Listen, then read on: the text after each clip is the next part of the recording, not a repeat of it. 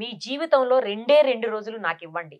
మీ మనసులో గూడు కట్టుకుపోయిన చాదస్తాలను బయటికి తీసి, మీలో ఆధ్యాత్మిక జ్యోతులను వెలిగించి, సరికొత్త జీవితానికి నాంది పలికిస్తాను.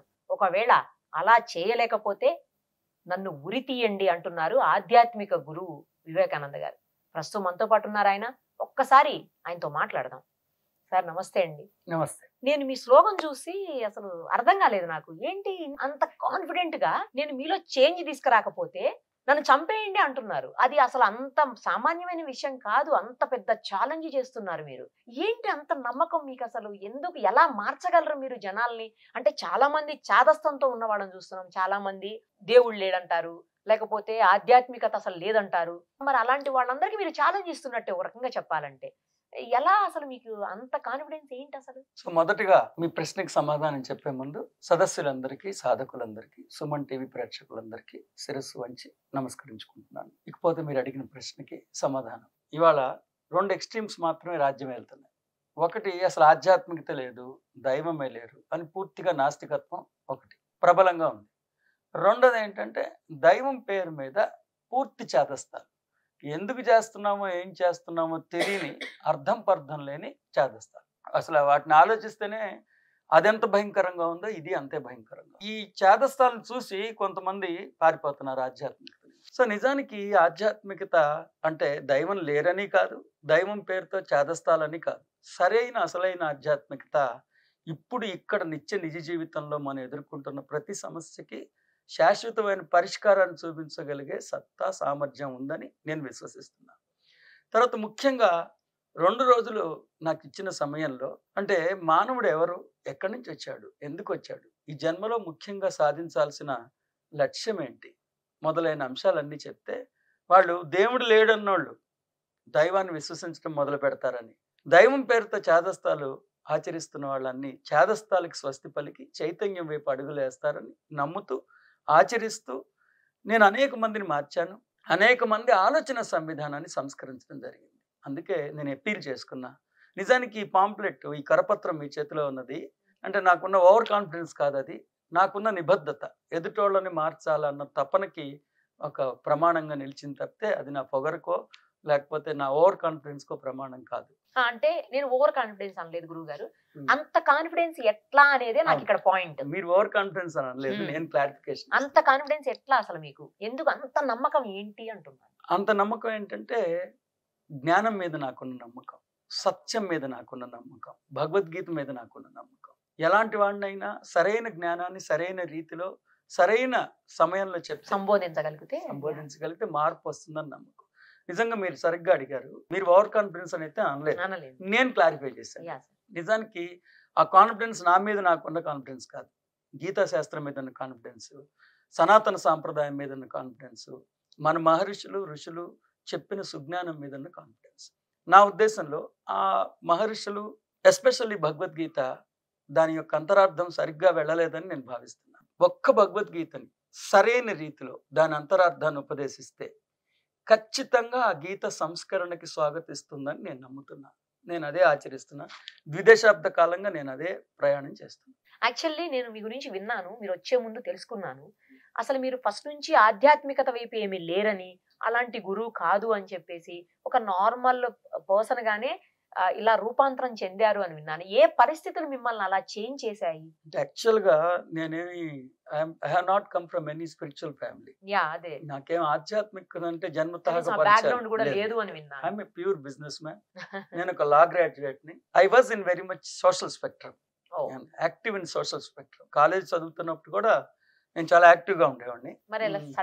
సడన్ గా అంటే నాకు ఒక సైట్ ఉంది. ఆ సైట్ ఏదో గ్రాప్ చేస్తున్న నేపథ్యంలో అడ్వకేట్ దగ్గరికి వెళ్ళి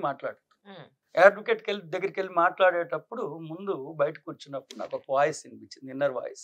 ఇంట్యూషన్ అంటాం దాన్ని, ఇన్నర్ వాయిస్ అంటాం, మౌన వ్యాఖ్యానం అంటాం. ఆ వాయిస్ నా వాయిస్ లానే ఉంది, నా టోన్ లాగానే అనిపించింది నాకు.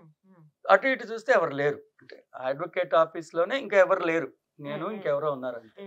సో ఆ వాయిస్ ఏమని వినిపించిందంటే, success in life is not success of life. జీవితంలో గెలవటం వేరు, జీవితాన్ని గెలవటం. నిజానికి ఆ వాక్యాన్ని మౌన వ్యాఖ్యానం అంటారని, అది అంతరంగం నుంచి వస్తుందని, ఆత్మవాణి అని అంత నాకు తెలియదు అసలు. అప్పటికి ఏం తెలియదు. కాకపోతే మళ్ళీ వినిపించింది ఆ వాయిస్, తెలుగులో వచ్చింది ఈసారి. జీవితంలో గెలవటం వేరు, జీవితాన్ని గెలవటం వేరు. నాకు అది అర్థం కూడా అవ్వలా. మళ్ళీ వినిపించింది. ధీరుభాయ్ అంబానీ జీవితంలో గెలిచారు, రమణ మహర్షి జీవితాన్ని గెలిచారు. సో అప్పుడు నాకు ఇంకా నేను తెలుసుకోవాల్సింది ఏదో ఉందని, నేను వెళ్తున్న మార్గం కాకుండా ఇంకేదో మార్గం ఉందని లోపల నుంచి ఒక ఆహ్వానం వచ్చినట్లుగా నేను భావించి అప్పటి నుంచి ఆధ్యాత్మికత అంటే పర్సూట్ ఆఫ్ ట్రూత్, సత్యం కోసం అన్వేషించడం కొంచెం మొదలైంది. ఆ నేపథ్యంలోనే నాకు అందుబాటులో ఉన్న 2-3 ఆధ్యాత్మిక సంస్థలకి వెళ్ళటం కూడా జరిగింది. కాకపోతే అక్కడ నేను కంటిన్యూగా ఉండటం, అక్కడ దాంట్లో డిసైపుల్గా ఫాలో అవటం అదేం లేదు, కానీ వెళ్ళటం జరిగింది. అట్లా నా ప్రయాణం మొదలైంది. నెమ్మదిగా నాకు సత్యము జ్ఞానము అర్థమవుతున్న కొద్దీ, సత్యము జ్ఞానం అంటే ఆధ్యాత్మిక జ్ఞానం. ఆధ్యాత్మిక జ్ఞానం అంటే దేవుడి గురించి కాదు. ఆధ్యాత్మికత అంటే స్వస్వరూప జ్ఞానం, స్వస్వభావ జ్ఞానం. ఎందుకంటే స్వయంగా శ్రీకృష్ణుడే భగవద్గీత 8వ అధ్యాయం అక్షర పరబ్రహ్మ యోగం 3వ శ్లోకంలో స్వయంగా శ్రీకృష్ణుడే చెప్పారు. ఆధ్యాత్మికత అంటే ఏంటో ఆయనే చెప్పారు. ఆధ్యాత్మికత అంటే స్వస్వరూప జ్ఞానం, స్వస్వభావ జ్ఞానం. అంటే ఈ శరీరంలోకి రాకముందు నేను ఎవరిని, నేనున్నానా లేదా, ఈ శరీరాన్ని త్యజించిన తర్వాత నేను ఉంటానా లేదా, అంటే learning something about the true I am is called as ఆధ్యాత్మిక జ్ఞానం. ఆ స్వస్వరూప జ్ఞానం అర్థమవుతున్న కొద్దీ, సత్యం అర్థమవుతున్న కొద్దీ, జ్ఞానం అర్థమవుతున్న కొద్దీ నా ఆలోచన సంవిధానంలో, నా ప్రాధాన్యతల్లో అద్భుతమైన మార్పు వచ్చింది. ఇదివరకు దెబ్బ కొడితే దెబ్బ తీసేయాలన్న దీంతోనే ఉండేవాడిని.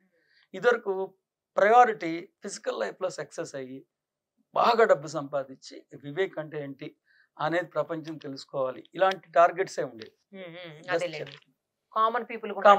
తర్వాత క్షమించటం, కొంచెం ఓర్పు, అంటే కష్టాలు ఎలా ఉన్నా సరే, అన్ని కష్టాలు అలాగే ఉన్నా ఆనందంగా ఉండగలగటం, అద్వేషిగా మారటం, ద్వేషం పగ ప్రతీకారం నా ఆలోచన సంవిధానం నుంచి పూర్తిగా తొలగిపోవటం, ప్రాధాన్యతలు భౌతిక నుంచి ఆధ్యాత్మికత వైపు వెళ్ళిపోవటం. అంటే ప్రతి మానవుడు ఒక నిర్దిష్టమైన ఆధ్యాత్మిక లక్ష్యాన్ని నెరవేర్చుకోవడానికి భూతలానికి విచ్చేస్తాడు.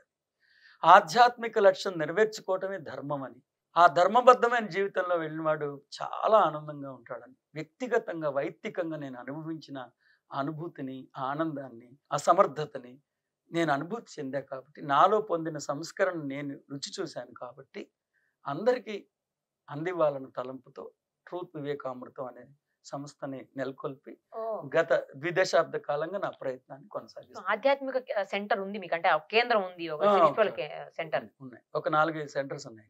ఏమేం చెప్తారు సార్ అక్కడ? భగవద్గీత, స్వస్వరూప జ్ఞానం, సంకల్ప శక్తి. అంటే చాదస్తం వేరు, చైతన్యం వేరు. Correct, exactly. మన భవిష్యత్తు మనం సృష్టించుకోవటానికి ఎవరి మీద ఆధారపడాల్సిన అవసరం లేదు. ప్రతి మానవుడికి తత్వతః సంకల్ప శక్తి ఉంటుంది, థాట్ పవర్ అంటాం. సో ఆ థాట్ పవర్ని వినియోగించుకుని మన భవిష్యత్తుని మనమే సృష్టించుకోవచ్చు, మన కష్టాలని మనమే నెరవేర్చుకోవచ్చు. ముఖ్యంగా భగవద్గీతలో శ్రీకృష్ణుడు ఉపదేశించిన అద్భుతమైన ఉపదేశామృతం వాటిలోని ఛాదస్తాలను తీసి వాటిలో ఉన్న చైతన్యాన్ని చెప్పడం. ఉదాహరణకి భగవద్గీత పేరుతో కులతత్వాన్ని ఎప్పటి నుంచో ప్రోత్సహిస్తూ వచ్చారు. చాలా మంది భగవద్గీత పేరుతో కొంతమందిని అంటరాని వాళ్ళుగా చూసి కుల వివక్షని, కుల వ్యవస్థని గీతాచార్యులైన శ్రీకృష్ణుడు ప్రతిపాదించారని, ప్రబోధించారని చాలా మంది నమ్ముతూ ఎన్నో అకృత్యాలు చేసుకుంటూ వచ్చారు. నేను గీతా శాస్త్రాన్ని శ్రీ నుండి ఇతి శ్రీ దాకా క్షుణ్ణమైన అవగాహనలు చేశాను. మళ్ళీ వాటన్నిటిని నా దృక్కోణంలో మళ్ళీ నేను దాన్ని విరచించడం కూడా జరిగింది. 1-2 ప్రకరణాలు తప్పితే ఇంచుమించు 16 ప్రకరణాలు గ్రంథస్థం చేసి నేను అందుబాటులోకి తీసుకొచ్చాను. ఎక్కడ భగవద్గీతలో శ్రీకృష్ణుడు కుల వ్యవస్థను కానీ, కుల వివక్షను కానీ అసలు కొంచెం కూడా చెప్పాల. ఆయన చెప్పింది సమదర్శనం, ఆయన అందరినీ సమదృష్టితో చూడమని చెప్పారు. కానీ దురదృష్టం ఏంటంటే గీతాశాస్త్రం భగవద్గీతలో శ్రీకృష్ణుడు చెప్పండి ఆయన పేరు మీద ఇప్పటిదాకా చలామణి అవుతుంటే, అలాంటి ఛాదస్తాలను తీసి అసలు కృష్ణుడు అంతరంగం ఏంటి, ఆయన ఉపదేశించిన ఉపదేశామృతం యొక్క విశిష్టత ఏంటి అలా చెప్పి ఆలోచన సంవిధానాన్ని సంస్కరించే ప్రయత్నం చేస్తున్నాను. ఇప్పుడు చాలా మంది చెప్తుంటారు అసలు దేవుడే లేడు, ఏది ఎలా ఉంటే అలా జరిగిపోతుందని. కానీ ఎలా జరుగుతుంది అది అనేది మళ్ళీ చెప్పరు. దేవుడు లేడంటారు కానీ జరుగుతుంది అంటారు. ఎట్లా జరుగుతుంది? మనం నమ్మే వాళ్ళందరూ ఏం నమ్ముతామంటే ఒక తలరాత అనేది భగవంతుడు రాస్తాడు, ఆ రాసినట్టు యాజ్ ఇట్ ఈజ్ ఏది ఎప్పుడు జరగాలి అది అప్పుడు జరిగిపోతానే ఉంటది అని చెప్పేసి నమ్ముతాం జనరల్ గా. ఈ నాస్తికవాదులు ఏమంటే మేము అసలు దేవుడు లేడు నమ్మం అంటారు, కానీ జరిగే వాటిని నమ్ముతారు మళ్ళా. నాకు అది ఏంటో అర్థం కాదు అసలు. కరెక్ట్. ఎథియిజం ఈ మధ్య కొంచెం పెరుగుతా ఉంది. నాస్తికవాదం. నాస్తికవాదం అంటే నా అస్థి, అంటే ఇంద్రియాలతో ధృవీకరించిన దాని అస్తిత్వాన్ని వాళ్ళు నమ్ముతారు. ఇంద్రియాలతో ధృవీకరించిన దాన్ని వాళ్ళు నమ్మరు. అంటే కంటితో చూసింది, చెవితో విన్నది, భౌతికాన్ని మాత్రమే విశ్వసిస్తారు. భౌతికానికి అతీతంగా ఉన్న దాన్ని వాళ్ళు విశ్వసించరు. అంటే Okay. దైవాన్ని వాళ్ళు విశ్వసించరు, నమ్మరు. ఆత్మ చైతన్యాన్ని వాళ్ళు విశ్వసించరు. కానీ నేను ఏమంటానంటే, అసలు ఆత్మ చైతన్యం అనేది నీలో ఉంటే, నీ శరీరం జీవించుంటే, నేను దైవాన్ని ఆత్మని నమ్మను అని అనగలిగే స్తోమత ఉంటుంది. నేను దైవాన్ని నమ్మను అని అనాలన్నా నీలో ఆత్మ ఉండాల్సిందే, నీలో దైవం ఉండాల్సిందే. ఆ చెప్తున్నప్పుడు సగం వాక్యం పూర్తవుతుండగా అతడిలోంచి ఆత్మ ఉపసంహరించుకున్న, అతడిలోంచి ఆత్మగా పిలువబడుతున్న దైవం లేదా దైవంగా పిలువబడుతున్న ఆత్మ ఉపసంహరించుకున్న వాక్యం పూర్తవటానికి అవకాశం ఉంది. కాబట్టి ముఖ్యంగా భగవద్గీత కానీ సరైన రీతిలో అర్థం చేసుకుంటే ఎంత నాస్తికవాది అయినా సరే ఆస్తికవాదిగా మారతాడని నేను ప్రాక్టికల్గా నేను రుచి చూసా. చాలామంది మారారు అలా. ఎందుకంటే నేను చెప్పా కదా, ఆత్మ చైతన్యమే దైవం, దైవమే ఆత్మ చైతన్యం. ఈ దేహ ప్రాంగణం నుంచి ఆత్మ తన్ని తాను ఉపసంహరించుకుంటే ఒక కదలిక ఉండదు, కనురెప్ప కదలటానికి కూడా అవకాశం.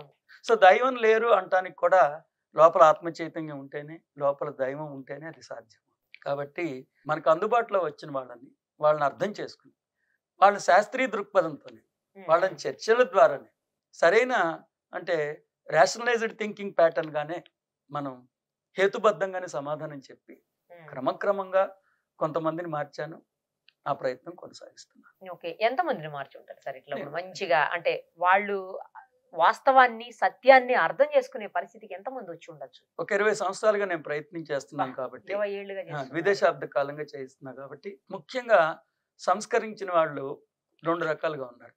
ఒకళ్ళేమో అసలు దైవం పేరుతో పూర్తి చేదస్తాం, అంటే పసుపు కుంకుమ పెట్టి ఎక్కిన లిఫ్ట్ కూడా పసుపు కుంకుమ వేసి, వేసుకునే చెప్పులకి పసుపు కుంకుమ వేసి, తినే అన్నానికి పసుపు కుంకుమ వేసి, అంత చాదస్తాలు ఉన్నవాళ్ళు ఉన్నారు. సో నెమ్మదిగా ఆ చాదస్తాల్లోంచి అసలైన చైతన్యం వైపు అడుగులు వేసిన వాళ్ళు ఉన్నారు. కొంతమంది మూర్ఖంగా అసలు దైవం లేడు, ఇదంతా చెత్త, ఇదంతా చాదస్తం, మూర్ఖత్వం అనుకున్న వాళ్ళు చాలా మంది. గణనీయంగా మార్పు వచ్చిందని మాత్రం ఖచ్చితంగా చెప్పగలుగుతాను. అందుకే నేను ఐ వాజ్ నాట్ డిసప్పాయింటెడ్. మొదటిగా నేను ఈ టాస్క్ తీసుకున్నప్పుడు కొంచెం నిరుత్సాహపడ్డాను. ఎవరు మన మాట వింటారులే, అంత పెద్ద స్వామీజీలు, అంత పెద్ద పెద్ద గురువులు, అంత పెద్ద పండితులు ఉన్నప్పుడు మన ఎవరు ఆదేశిస్తారు అనుకున్నా. కానీ సత్యానికి, జ్ఞానానికి ఎప్పుడు ఆదరణ ఉంటుందని, మానవుడు ఎప్పుడు సత్యాన్ని, జ్ఞానాన్ని స్వాగతిస్తాడని నేను అనుభవపూర్వకంగా అనుభూతి చెందాను. అంటే ఒక వ్యక్తి గొప్పతనం కాదు, సత్యం. సత్యం అంటే నిజం చెప్పడం, అబద్ధం చెప్పడం కాదు. Many people misunderstand truth as reality, reality as truth. సత్యము నిజము ఒకటే అని అనుకుంటారు. జనరల్ గా అంతే. కోర్టులో కూడా మనం సత్యమేవ జయితే అని, నువ్వు నిజం చెప్పు కేసు గెలుస్తుందని వెంటనే లాయర్ గారు చెప్తారు నిజం చెప్పమాకని. కానీ సత్యం వేరు, నిజం వేరు. నిజం అంటే ఇంద్రియాలతో అనుభవించేదాన్ని నిజం అంటారు. నా కళ్ళతో మిమ్మల్ని చూశాను, మీరు ఒక మాట అంటున్నారు, అది నేను యాజ్ ఇట్ ఈస్ గా చెప్తే నిజం. నేను దాన్ని వక్రీకరించి చెప్తే అబద్ధం. సో నిజం నిశ్చయించడంలో ఇంద్రియాలు ముఖ్య భూమిక పోషిస్తాయి. The sensory organs play a vital role in deciding the reality, or in reality the sensory organs play a vital role. కానీ సత్యంలో అసలు ఇంద్రియాలు ఉండవు. ఇంద్రియాతీతమైనది సత్యం. ఇంద్రియాలతో సత్యం ధృవీకరించడానికి అవ్వదు. అసలు ఇంద్రియాలతో ధృవీకరించడానికి సత్యం అవ్వదు కాబట్టి దాన్ని సత్యం అన్నారు.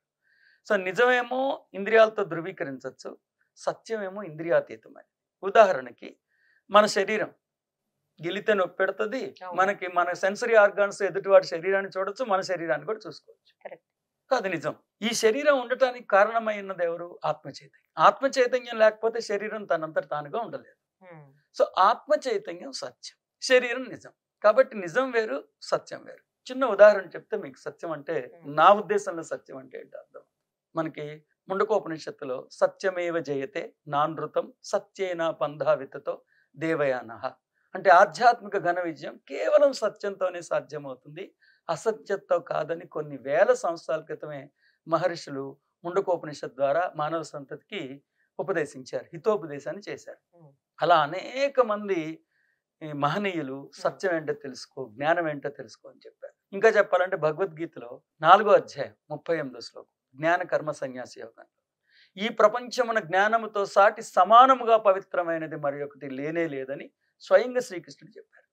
సో ఆ సత్యము జ్ఞానం గురించి చిన్న ఉదాహరణలో చెప్పాలంటే, ఒక రాజుగారు గుడ్ గవర్నెన్స్ చేయగలిగిన ఒక మంచి మనస్సు ఉన్న రాజుగారు అనేక సంస్కరణలు పెట్టాడు.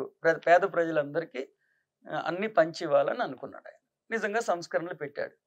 పెట్టిన తర్వాత ఆయనకి సింహాసనం నుంచి చూస్తే అంత గ్రీన్ పిక్చరే కనిపిస్తుంది, అంత బ్యూటిఫుల్గా ఉన్నట్టుగానే అనిపిస్తుంది. కానీ ఒకసారి ఆయనకి డౌట్ వచ్చింది, నేను ప్రవేశపెడుతున్న సంస్కరణలన్నీ లబ్ధిదారులకు వెళ్తున్నాయా లేదా, నిజంగా పేద ప్రజలు దీన్ని ఎంజాయ్ చేస్తున్నారా లేదా అని డౌట్ వచ్చి ఆయన మారువేషం వేసుకుని వెళ్ళాడు. ఆయనకి ఒక భార్యే, కానీ భార్యకి 6 అన్నదమ్ములు, 6 అక్క చెల్లెళ్ళు. ఈ భార్యకి చెప్పాడు నేను మారువేషంలో వెళ్తున్నాను. ఈ భార్య ఏం చేసిందంటే ఆ అక్క చెల్లెళ్ళకి అన్నదమ్ములందరికీ కమ్యూనికేట్ చేసేసి, సో అది ఓపెన్ అయిపోయింది. రాజుగారు వెళ్ళారు, కానీ అందరికీ తెలిసిపోయింది నేను మారువేషంలో ఉన్న రాజని. ఈయన అడగకుండానే బ్రహ్మాండంగా వస్తున్నాయండి మీ సంస్కరణలన్నీ చెప్పారు. సో రెండోసారి రాజు ఈసారి భార్యకు కూడా చెప్పకుండా ఒక రాజముద్రను మాత్రం తీసుకుని వెళ్ళిపోయాడు. మారువేషంలో వెళ్ళిపోయాడు, అజ్ఞాతంలోకి వెళ్ళిపోయాడు. పేద ప్రజల మధ్యలో కొన్నాళ్ళ పాటు జీవించాలని ఆయన తలంచాడు. అప్పుడే కదా నాకు నిజం తెలిసిందని అనుకున్నాడు. సో వాళ్ళ మధ్యలో అజ్ఞాతవాసంలో ఒక పేదవాడిగా జీవించడం మొదలుపెట్టాడు. భార్యకు కూడా తెలియదు ఈయన ఏ వేషంలో ఉన్నాడు. సో పేదవాడిగా జీవిస్తున్నాడు. ఈ అజ్ఞాతంలోంచి కొన్నాళ్ళకి ఒక 6 నెలలు 7 నెలలు అయ్యేటప్పటికి నెమ్మదిగా తాను రాజునని తానే మర్చిపోయాడు. అజ్ఞాతంలోంచి అజ్ఞానంలోకి వెళ్ళిపోయాడు. తాను పేదవాడిగా నటించడానికి వెళ్ళిన వాడు నిజంగానే నేను పేదవాడిని, అదే నిజం అనుకునేటువంటి పరిస్థితి వచ్చేసింది. సో పేదవాడిగానే ఉండిపోయాడు. తాను రాజునని పూర్తిగా మర్చిపోయాడు. నెమ్మదిగా ఆర్థికమైన సంక్షోభంలోకి ఇరుక్కుపోయాడు. అంతే కదా, రాజుకు వ్యాపార దక్షత ఉండదు, బతక నేర్చిన తెలివితేటలు ఉండవు.